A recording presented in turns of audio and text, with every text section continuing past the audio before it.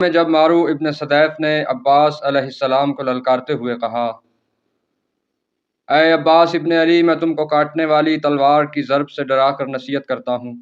اگر تم میری نصیحت کو قبول کرو گے تو اچھے رہو گے۔ ابتدائے زمانہ سے آج تک تمہارے علاوہ مجھے کسی جوان پر ترس نہیں آیا۔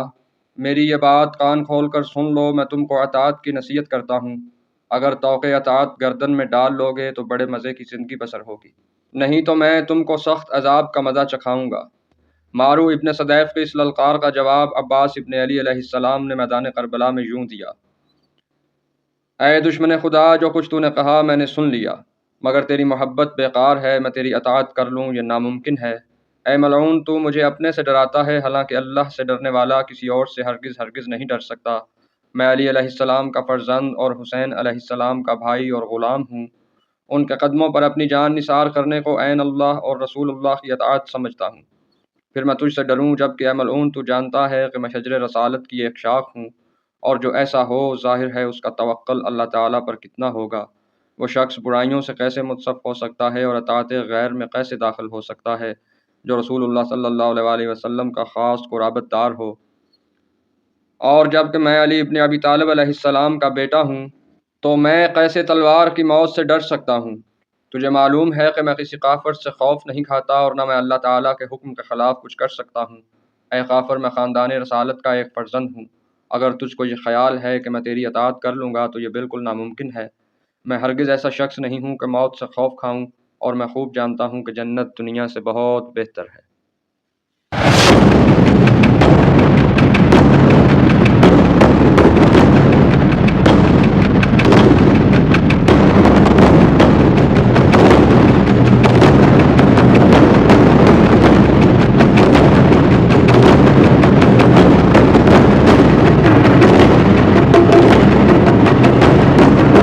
السلام علیکم، آپ دیکھ رہے ہیں شہدائے کربلا کا مختصر تعارف۔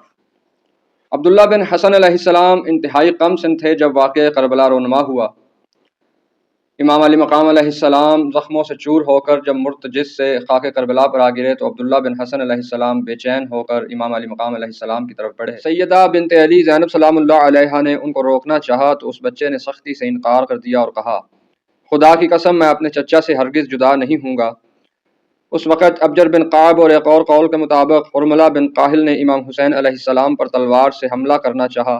اس بچے نے کہا، وائے ہو تجھ پر، کیا میرے چچا کو قتل کرنا چاہتا ہے؟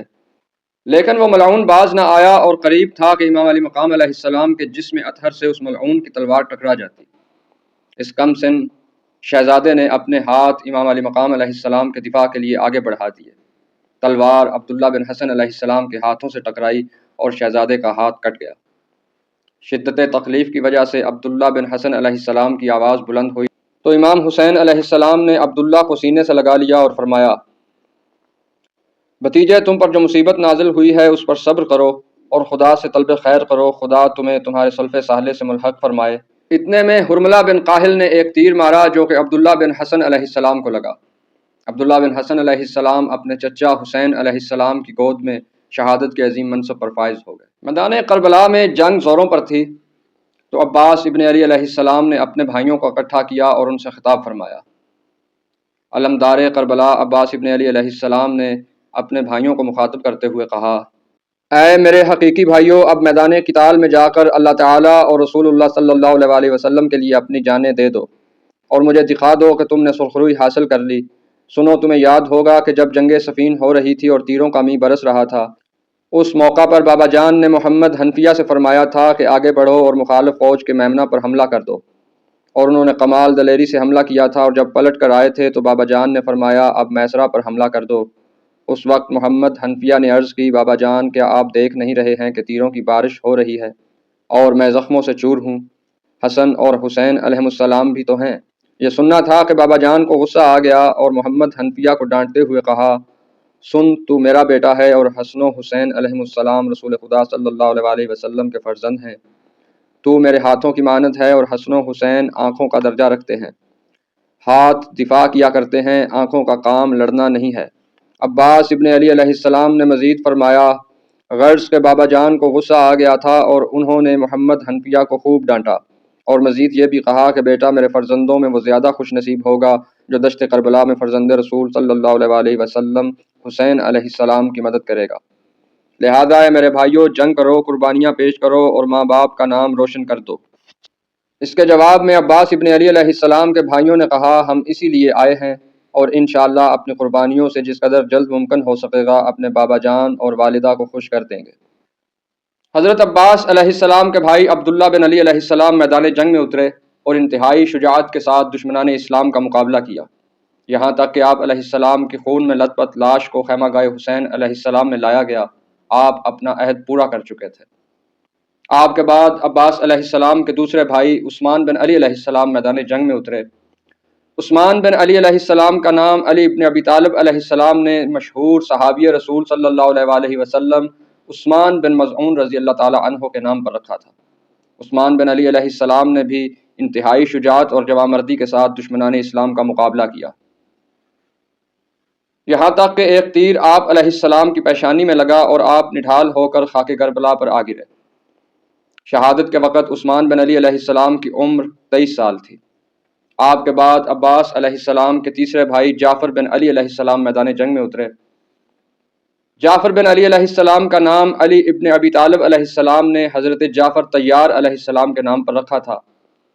جعفر علیہ السلام نے بھی انتہائی شجاعت کے ساتھ دشمنان اسلام کا مقابلہ کیا اور آخرکار آپ بھی شہادت کے عظیم منصب پر فائز ہو گئے۔ قریب قریب تمام شہداء اور حسین علیہ السلام کے مددگار اپنی قربانیاں پیش کر چکے تھے، بس چند ایک جانباز ایسے تھے جو ابھی شہادت کے منصب پر فائز نہیں ہوئے تھے۔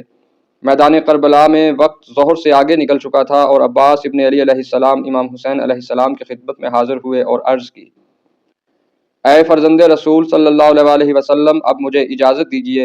امام حسین علیہ السلام نے فرمایا، اے بھائی، میں تمہیں کیسے اجازت دوں، تم تو میرے علمبردار اور میرے لشکر کی جان ہو۔ تو عباس علیہ السلام نے جواباً عرض کیا، میرے سردار، اب دل بہت تنگ ہو چکا ہے، اب میں قربان ہو جانا چاہتا ہوں۔ خیمہ گاہ حسین علیہ السلام میں ابھی دونوں بھائیوں کے درمیان یہ گفتگو چل رہی تھی کہ شہزادہ علی اکبر علیہ السلام تشریف لے آئے اور اپنے چچا عباس ابن علی علیہ السلام کو مخاطب کرتے ہوئے کہا، چچا جان، یہ نہیں ہو سکتا، آپ میرے والد بزرگوار کے قوت بازو اور لشکر کے علمدار ہیں، یہ کیسے ہو سکتا ہے کہ آپ علیہ السلام مجھ سے پہلے شہید ہو جائیں؟ عباس علیہ السلام نے حضرت علی اکبر علیہ السلام کو جواب دیتے ہوئے فرمایا، آقا زادے، تمہاری بات درست ہے، لیکن اب مجھ سے یہ نہیں ہو سکتا کہ میں تمہارا داغ اٹھاؤں۔ اب یہی بہتر سمجھتا ہوں کہ میں جام شہادت سے سیراب ہو کر بابا جان کی خدمت میں سرخرو ہو جاؤں۔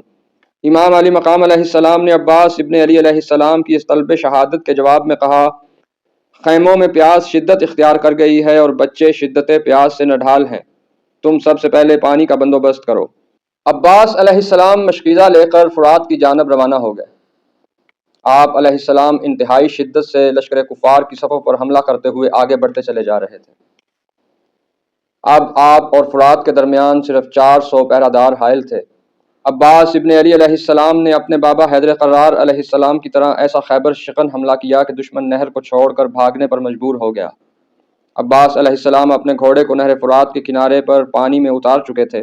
اب پوری نہر فرات عباس ابن علی علیہ السلام کے قبضے میں تھی۔ آپ علیہ السلام نے مشکیزے کو فرات کے ٹھنڈے اور میٹھے پانی سے بھرا، لیکن خود پانی نہیں پیا۔ کچھ دشمن اپنا دل کڑا کر کے نہر فرات کے کنارے اگے ہوئے درختوں کے پیچھے چھپ چکے تھے۔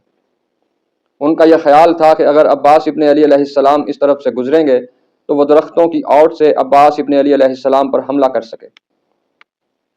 دوسری طرف عباس ابن علی علیہ السلام یہ سوچ رہے تھے کہ اگر میں مشکیزے کو لے کر میدان کی طرف سے جاؤں گا تو شدید جنگ ہوگی، اور اس شدید جنگ میں مشکیزے کی حفاظت کرنا خود ایک بڑا مسئلہ ہے۔ تو عباس علیہ السلام نے میدان کی بجائے اس رستے کا انتخاب کیا جو درختوں اور جھاڑیوں سے گھرا ہوا تھا اور بظاہر جہاں دشمن نہ ہونے کے برابر رہ گیا تھا۔ عباس علیہ السلام کا گھوڑا برق رفتاری سے قیام گاہ کی طرف رواں تھا کہ اچانک ایک درخت کی اوٹ سے ایک تلوار نمودار ہوئی اور عباس علیہ السلام کے دائیں بازو کو کاٹتی ہوئی گزر گئی۔ کہتے ہیں کہ عباس علیہ السلام کے بازو پر یہ قاری وار یزید ابن ورقہ ملعون نے کیا تھا۔ بازو کٹ چکا تھا، خون کے فوارے ابل رہے تھے، مگر علمدار کربلا کی ساری توجہ پانی پر مرکوز تھی۔ پانی کو ہر حال میں خیمہ گاہ حسین علیہ السلام تک پہنچانا تھا۔ گھوڑے کی رفتار تیز سے تیز تر ہوتی جا رہی تھی، جیسے بے زبان اپنے آقا کی عجلت سے واقف ہو گیا تھا۔ لیکن تھوڑی ہی دیر بعد ایک اور درخت کے پیچھے چھپے ہوئے حکیم ابن طفیل نے آپ علیہ السلام کے بائیں بازو پر وار کیا۔ اب علمدار کربلا کے دونوں بازو کٹ چکے تھے، مگر آپ علیہ السلام کے چہرے پر اب بھی اطمینان تھا، کیونکہ مشکیزہ ابھی سلامت تھا۔ آپ علیہ السلام کے بازو قطع ہوتے ہی گیدڑ شیر ہونے لگے۔ انہیں پتہ تھا کہ اب عباس علیہ السلام پلٹ کر وار نہیں کریں گے۔ برق رفتاری سے خیام کی طرف بڑھتے ہوئے سقائے سکینہ علیہ السلام پر تیروں کا می برسنے لگا۔ تمام تر کوشش کے باوجود ایک تیر مشکیزے میں پیوست ہو گیا۔ پھر ناگہاں ایک تیر آپ علیہ السلام کے سینہ مبارک پر لگا۔ مشکیزے کے چھتنے اور تیر کے زخم نے سالار کربلا کو ناڈھال کر دیا۔ ابھی آپ علیہ السلام سنبھل ہی رہے تھے کہ ایک ملعون نے آہنی گرز پوری شدت سے عباس علیہ السلام کے سر پر دے مارا۔ عباس علیہ السلام دوڑتے گھوڑے سے زمین پر آ رہے۔ آپ علیہ السلام نے گرتے ہوئے اپنے آقا و مولا حسین ابن علی علیہ السلام کو آواز دی۔ امام مظلوم علیہ السلام کی کمر جھک چکی تھی۔ آپ علیہ السلام کے دونوں ہاتھ اپنی کمر پر تھے اور آپ علیہ السلام فریاد کر رہے تھے۔